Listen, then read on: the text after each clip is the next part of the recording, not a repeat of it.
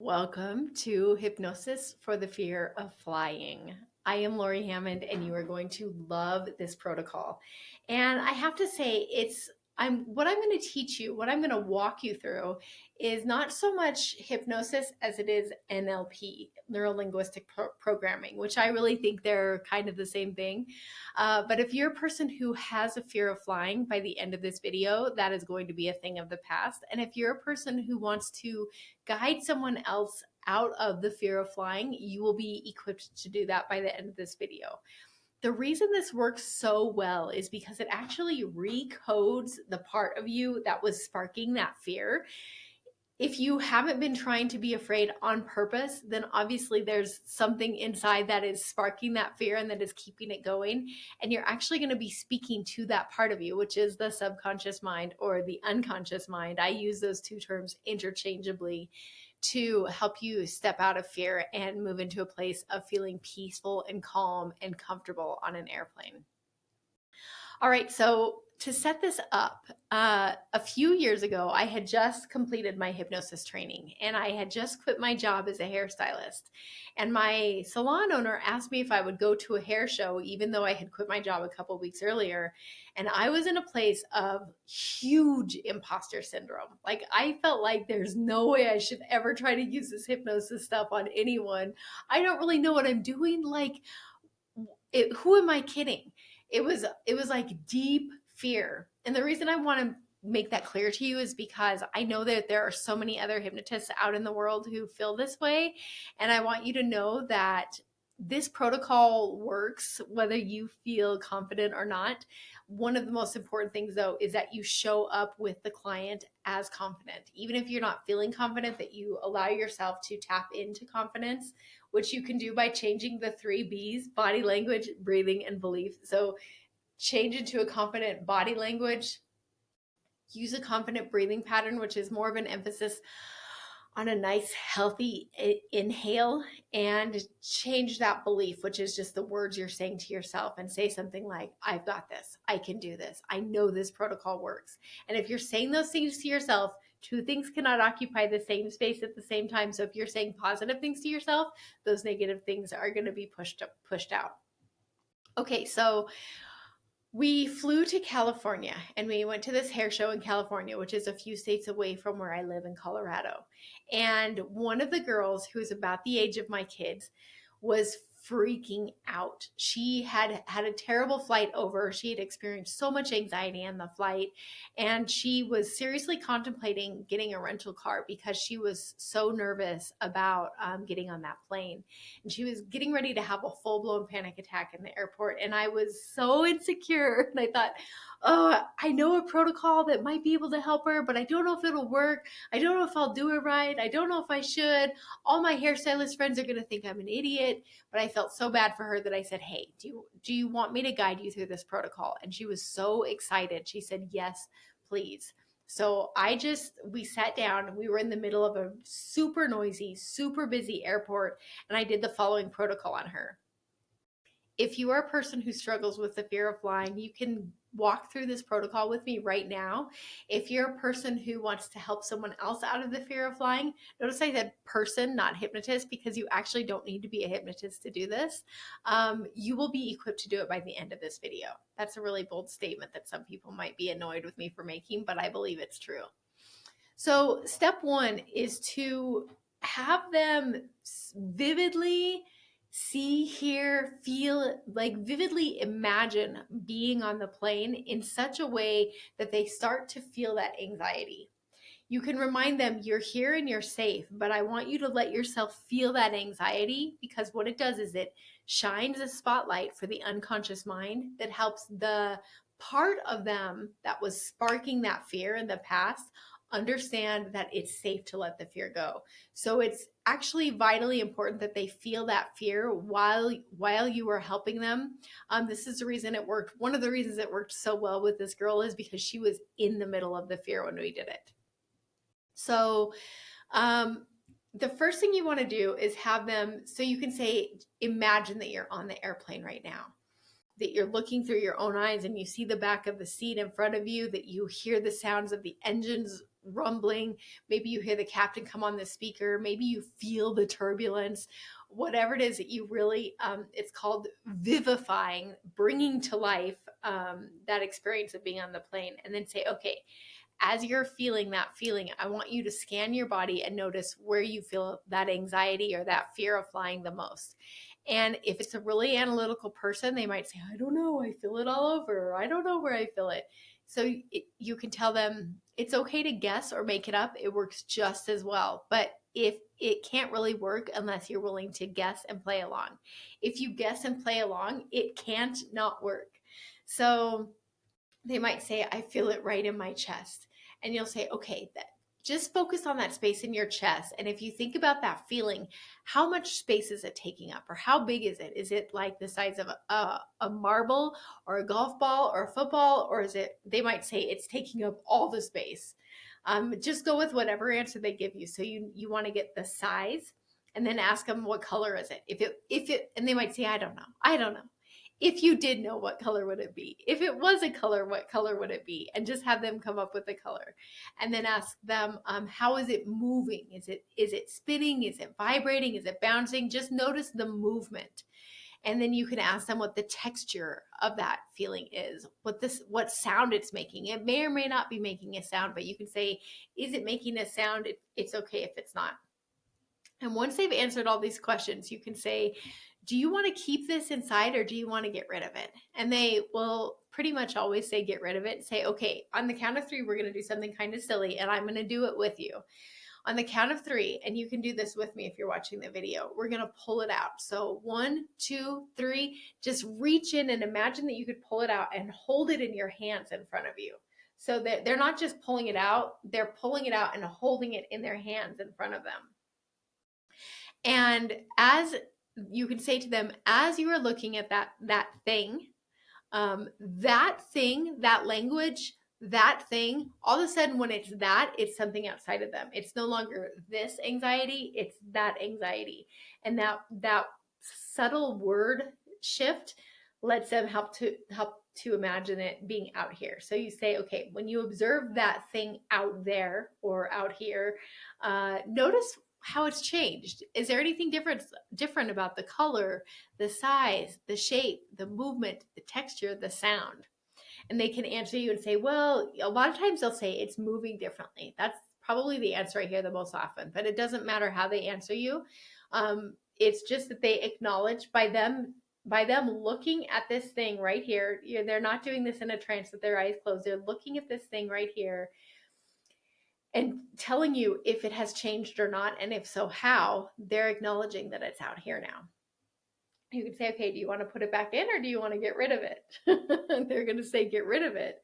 And so you say, okay, I'm going to get playful and silly. And that's because the part of you that was keeping this in place is almost like a childlike part of you. And when we act a little bit silly, it sends a message to that childlike part of us that allows the shift to happen. So on the count of 3, I'm going to do this with you. And as I'm speaking this, I'm holding my hands out like this with them and mirroring what I want them to do. So I'm going to say, okay, we're going to count to 3. And on the count of 3, we're going to throw this up to the sun and watch it disintegrate, dissolve, and disappear into the sun. 1, do this with me. 1, 2, 3. And then you look up and you say, watch as it disintegrates, dissolves, and disappears. And they should look up and see this happening. And they're just doing this in their imagination. If they don't think they're a good visualizer, that's okay. It works just as well if they get the body involved and pretend that they're seeing something. And then you say, okay, now I want you to hold your empty hands in front of you. That's an important word to use. Hold your empty hands in front of you and notice that empty space. And we're going to reverse engineer this and put something really beautiful back in that place. But I just want you to imagine, like, if you are feeling absolutely amazing, this thing now that you're holding, is it heavy or light? And they'll usually say it's light. How much space is it taking up? And they'll often say it's like a big glowing orb. Whatever they say it is totally fine, but you'll be amused by how much the texture has changed. How much space is it taking up? What color is it? What texture is it? Is it making any kind of a sound? Is it moving in any way? And then you can say to them, and when you have this, how do you feel? And just listen to what they say. And we create as we narrate. So as they're using their words to talk about how they feel when they're observing this, you'll usually see them start to light up. They're feeling really good. And you're mirroring this with what you're doing. So when you're holding this invisible thing, you have like this peppy, upbeat kind of body language and vocal tonation that helps them to start to feel more peppy and revitalized. And they'll start talking about how they feel, and you say, that's right. And as you feel this, pull it into your body. So we're going to do this on the count of 3, and you'll intuitively know where to pull it. You might put it right back where that old thing used to be, That's important verbiage. Or you might pull it somewhere else. Wherever you pull it is exactly right. So on the count of 3, we're going to pull it into the body. 1, 2, 3. And then I'll do this with them, and I'll say, just close your eyes and feel that amazing feeling.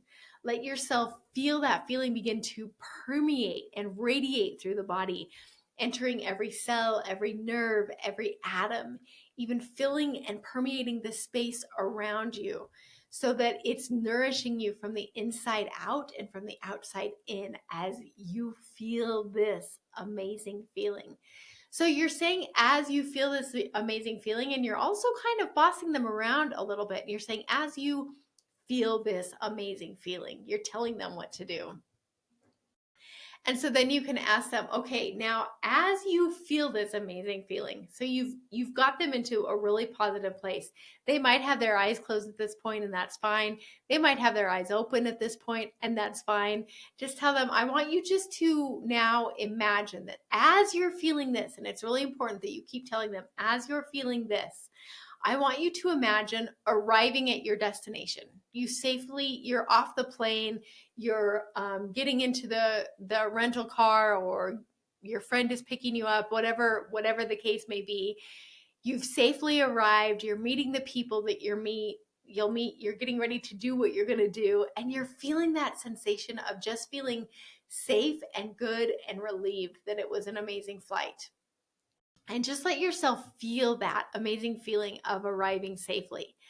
This is so important. And again, this technique that I'm walking you through is called the rewind technique in NLP. And it is so powerful because the body actually can't spark fear when you're moving backwards. So you're imagining them going backwards through the scene.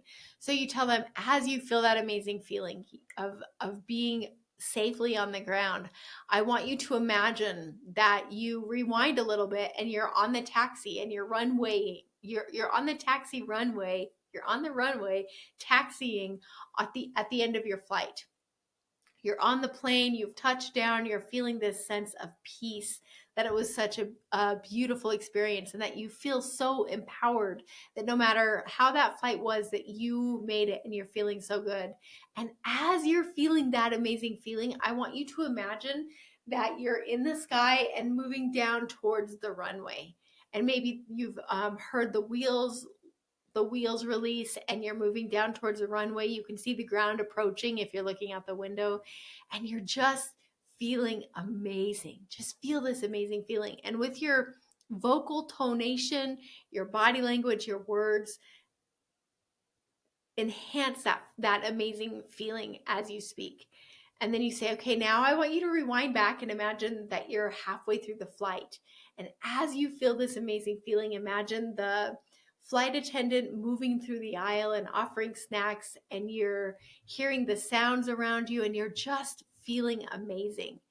And now I want you to just rewind back a little bit more. And as you continue to feel amazing, let yourself start to think about the start of the flight. When you're first starting, you first get into that lift off sensation, and just let yourself feel amazing as you do this. Let yourself feel so good, and tell yourself, I've got this, I can do this. And then rewind back to the point where you boarded the plane, and you were just like walking onto the plane through that little tunnel that they put you through, and you're getting on the plane, maybe you're buckling your seatbelt, and you're just feeling amazing. And what you're doing right now is you're actually recoding your subconscious mind to understand that it's safe to feel good when you get on a plane. It's safe to enjoy your experience. Even if there's turbulence, you could enjoy this experience.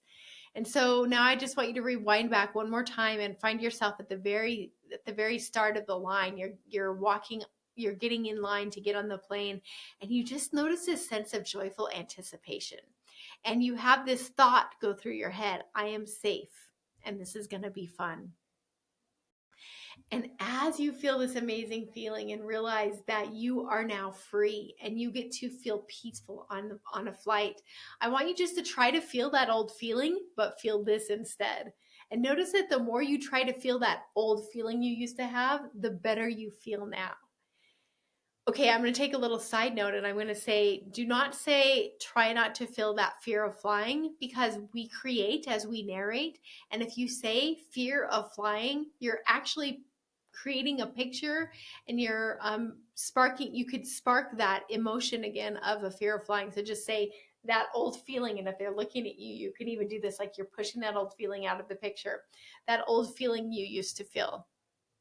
So this works again because it retrains. You're literally retraining the automatic part of that person that used to automatically spark a fear of flying without them even trying. You're reprogramming that part to automatically spark peace. Okay, so to conclude the story that I started earlier, the girl that I helped with fear of flying, we all got on the plane, and she was in a totally different part of the plane than I was. You guys, it was the scariest flight I have ever been on, and I've done a lot of flying. It was the most turbulent flight. The flight attendant was literally on the loudspeaker the whole way there. She was singing to us, she was comforting us, she was telling everybody it's going to be okay. People were freaking out, and I'm sitting there thinking, oh man, there's no way this worked. Oh, this poor girl, she's probably just in tears right now. It's going to be awful.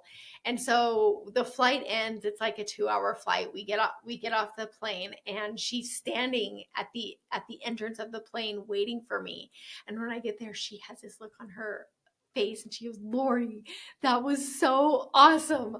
I felt good the whole time. That was such a fun plane ride. I was helping the lady next to me. I was teaching her the things that you had taught me. I was comforting her. That was such an amazing flight. I'm so grateful.